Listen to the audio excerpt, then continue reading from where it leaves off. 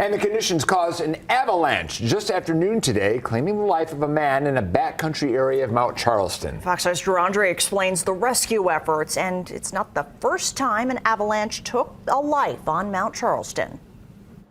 Well, first responders performed CPR on the hiker for 30 minutes, but he did not survive. And the conditions today with wind and sleet made the hours-long recovery even more difficult. Metro's search and rescue team called into action at 11,000 feet elevation in the backcountry of Spring Mountain National Recreation Area near Mummy Springs Trail. Law enforcement received a report of an injured hiker around 12:30. When they made it to him, he was not alive. First responders skied the man's body down, but as of 5 p.m. Monday, were still working their way down the mountain. The heavy snow and wind made the terrain even tougher.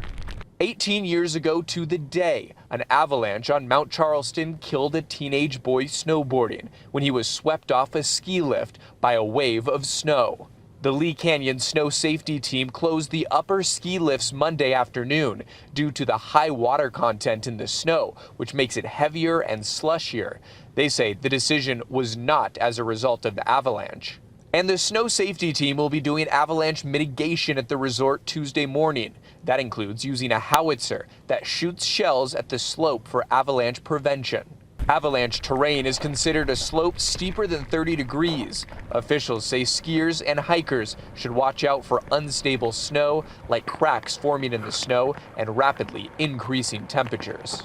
Often when Lee Canyon is shut down, drivers try to go the Kyle Canyon route instead, but Lee Canyon officials don't recommend that because they say typically the weather conditions are the same in both areas. Reporting on Mount Charleston, I'm Drew Andre, Fox 5 News, local Las Vegas.